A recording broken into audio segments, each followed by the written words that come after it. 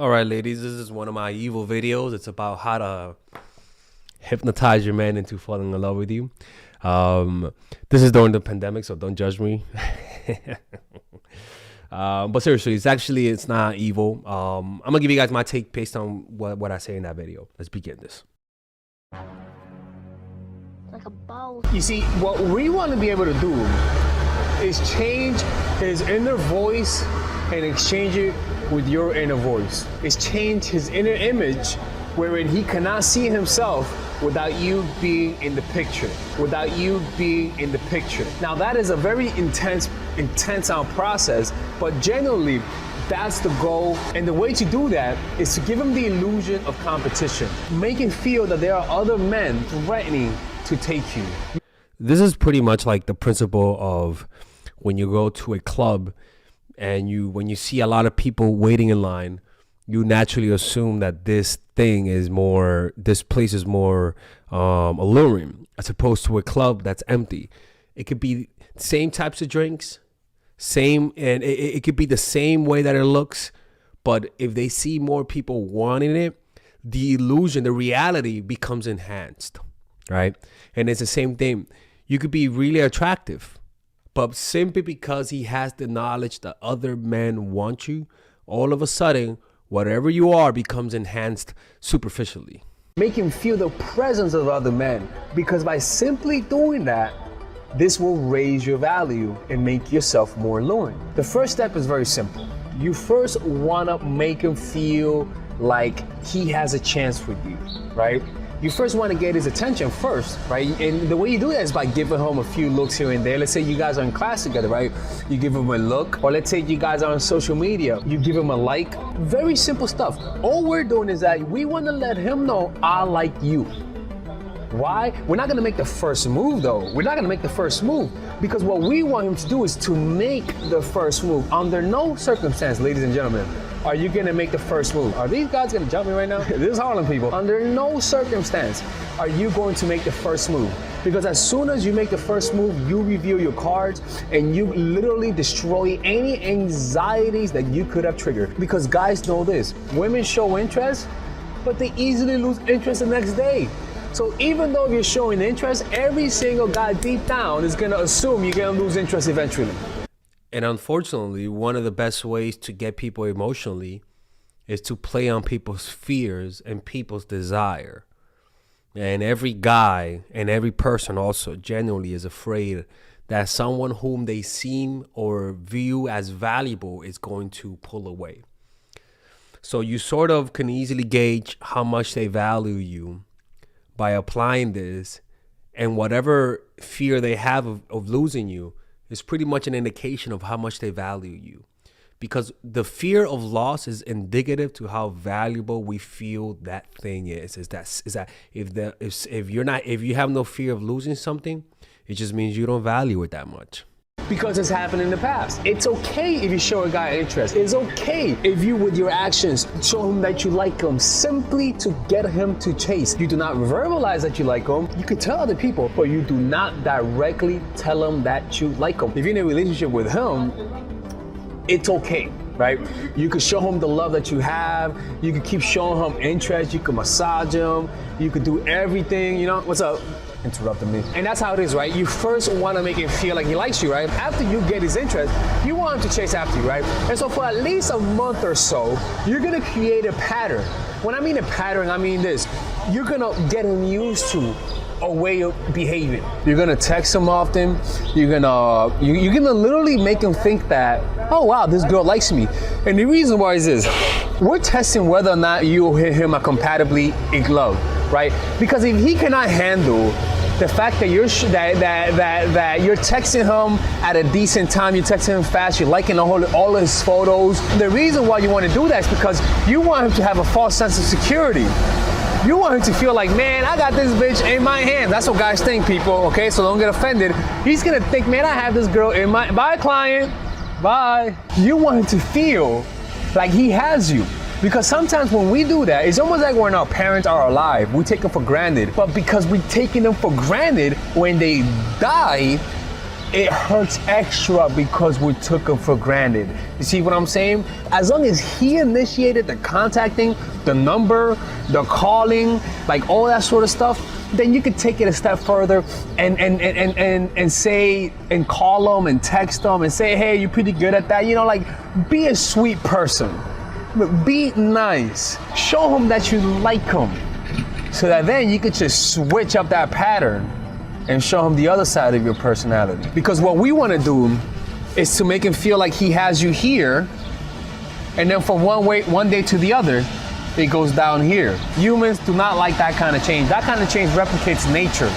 Where nature strikes, everything changes in an instant. It's not like people where it changes gradually. This it is an instantaneous kind of change. So by doing that, this shakes him off his boots, and it makes him more susceptible to your control. Jesus Christ, that sounds evil. Right, and now we're gonna be talking about breaking the pattern. Now, one of the most important factors in all of this is you gotta put them in a sexually competitive state. And I made a lot of videos about this, but a quick summary is all about just mentioning other guys in your life. When you like the guy, you like to let him know that he is all yours, that he has nothing to worry about, that he has you completely. But that has a paradoxical effect. It makes him calm. It makes him complacent. It makes him take advantage of you in the sense that he doesn't really appreciate you. So what you want to do is make him feel like he's the one that pulled you away from the other guys. So just talk about how you have a personal trainer. Talk about how you take salsa classes. Talk about how one of your best friends is a guy. Talk about your celebrity crush that looks the complete opposite of how he looks. What you want to do is get other men in his head. Like, make him feel like you have more guy friends than female friends. Make him feel like you get along with men more than women. And why? Because it raises your value naturally. In the midst of you making him confident, in the midst of you making him feel like he has you, in the midst of him feeling like you're the one that's chasing, you're lowering his guard. But when you mention other guys in your life, when you mention that you study with one of your male friends, it is an insecure part of them that's starting to slowly arise, and that you will trigger when you break this pattern. Okay, so we created the pattern. We got him to feel like he has you. We got him to feel like he has some control over you because you're showing interest. You're texting, you're responding fast, you're liking his photos, you're doing everything that says the guy that you like. I promise you, he's taking you for granted right now. This is when the fun begins. Corona.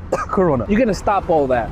Now, prior to stopping all of it, you're gonna let him know that you're busy. You're gonna let him know that you got shit to do. You're gonna let him know, hey baby, this week, I'm gonna be busy with work and all that sort of stuff. Or better yet, don't even tell him. Tell him once he begins to ask you why you suddenly pulled away. You see, life is fun, but the reason why life is fun is because sometimes life is frustrating. And whenever you don't inflict any frustration, any negative emotion, if you're never the cause of any negative emotion in a man's life, they're never going to really appreciate your full range. Why? Because you also feel negative emotions sometimes around your lovers. The issue is that you try your best to hide that frustration because you feel through the lenses of and prism of insecurity that showing your fangs, showing or even causing the person to feel negative emotion causes them to pull away and pushes you, and they push you away. When in reality, they will value you more if they experience a negative conflict with you or something that's like a conflict. That will always strengthen the bond because you recovering from that conflict brings you guys closer towards each other. And the reason why he's gonna tell you is because usually guys value when you like their photos. Guys value when you follow them on Instagram. Guys value when you consistently comment on their photos. Only they start valuing it once you take it away. Right? So you're just gonna take that all the way. You're gonna break the pattern. You're gonna break the pattern of your behavior. He thought he was gonna be able to predict you. Boy, you can't predict my ass. I'm unpredictable. I'm pulling away right now. So prior to completely pulling away, you wanna cancel on a date. Let's just say that you plan to pull away on Monday and it's Saturday. What you're gonna do is schedule a date on Monday, and on the day of, prior to that Monday, You're gonna stop liking the photos. You're gonna stop contacting him. You're gonna stop doing all the things you used to do. So that when the Monday comes, he's like, oh my God, this chick has me completely cold. What the fuck is gonna happen? And then on that Monday, you're gonna say, hey, I'm sorry, I won't be able to make it. And you're not gonna make up another date. You're just gonna say you won't be able to make it. Ladies and gentlemen, this has happened to me.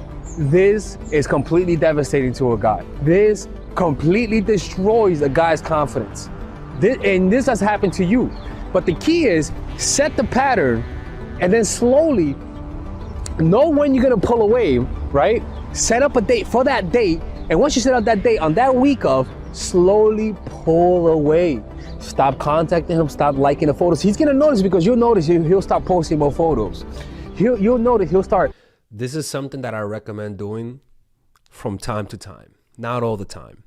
If you have to do it all the time, that just means this person does not love you. It's similar to somebody who goes to the hospital every now and then, versus somebody who's stuck in a machine and they have to continue living only through the machine. When you're at that point where the only way to keep this person's interest is through my strategies, this relationship is in a coma. Eventually, it's gonna die. Pull the plug. If he lives, he lives. If they die, they die. But the point is that you're not gonna be having this relationship on life support. That is toxic. That makes you insecure, and it creates negative habits of holding on to people who you should be letting go of. Doing things to get your attention. And that's the second step. After this, you do this. So now you have him thinking of you. He is not sure what's gonna happen after this. And the reason why I say this is because we all know what's gonna happen. Naturally, we assume what's gonna happen. Why? Because it's happened to every one of us. This is the natural progression when relationships are about to die. You slowly distance yourself. And when you slowly distance yourself, you all of a sudden become a figment of a guy's imagination. He can't fully grasp you with his hands, so his mind will begin to try to relive those good moments, right? And when you do that, he begins to hypnotize himself. He begins to create little fantasies about you, how great the relationship was. He'll begin to convince himself of the great times that you had. But the key to this is that you gotta be willing to let him suffer a little bit. In fact, if you really wanna go deep, if you really wanna stab him in the heart and just move that knife around, you wanna break up with him. And now look, most people will not do this, but if you really wanna see how good this works, do it on a guy that you don't have that many emotions for, and watch what happens. That's some evil shit, people. That's some evil shit, but it's true. That's the problem. Is that what I'm saying is true. The issue is that it's coming out of my mouth, and some people might watch those videos and assume that I'm a bad person. That's a problem, you know. It really is a problem sometimes. Just as a test drive, so that when it comes down to the guy that you really like, he becomes fully in love with you. But this is the thing though, this is high risk, high reward. Some people will not deal with this. And that's why you gotta assess the kind of guy that you have. And if you think that he has low tolerance for this kind of bullshit, I would recommend you keep that distance for at least a week. I would recommend that you keep that distance for at least a week and you repeat the process from time to time.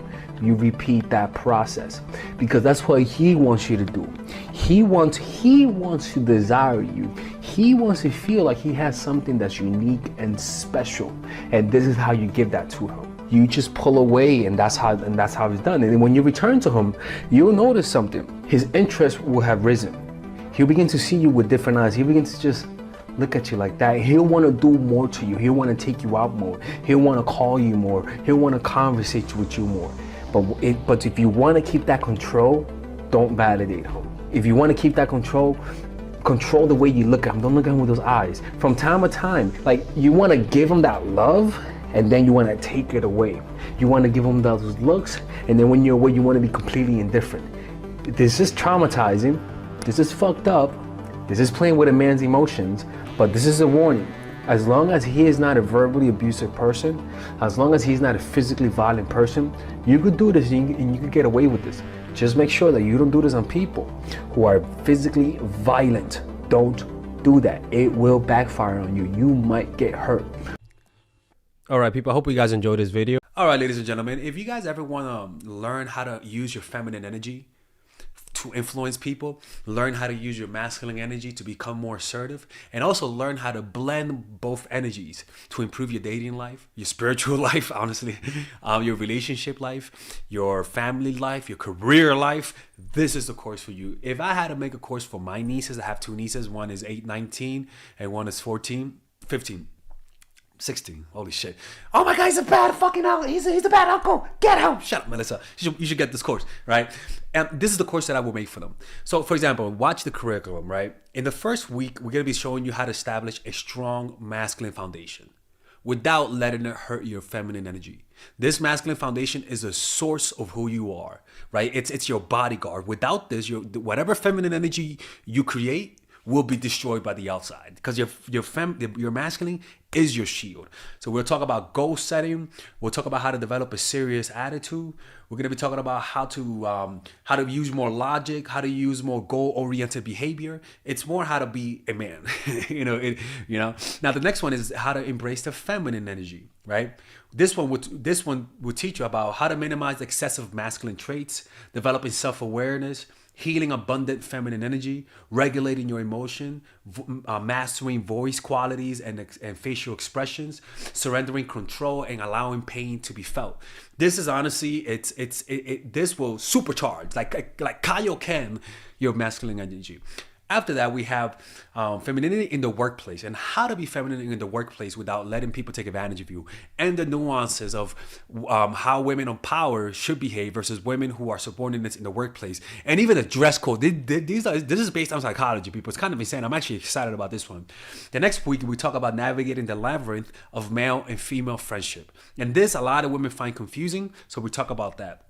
And how to identify envious friends, how to identify the good friends, how to keep male friends, and how to keep female friends. Week 5, we talk about how to release the burden of the past and stop and destroy mental projections. This is actually really powerful. And then week 6, we talk about how to increase your observational power so that you could read people better.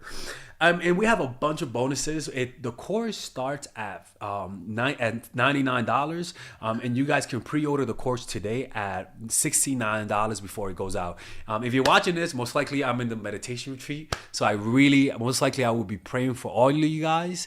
And just click on the description down below of the video. Right there, you'll see it, and you could pre-order that course. It's gonna be out by the end of next month or the beginning of February of March. One of the two, people, because I have a 10-day retreat to do, and I want to finish the course after the retreat, because I think the ideas are gonna be so much better. All right, man. I'll see you guys later. Pre-order, man. Oh, I'm closing the channel.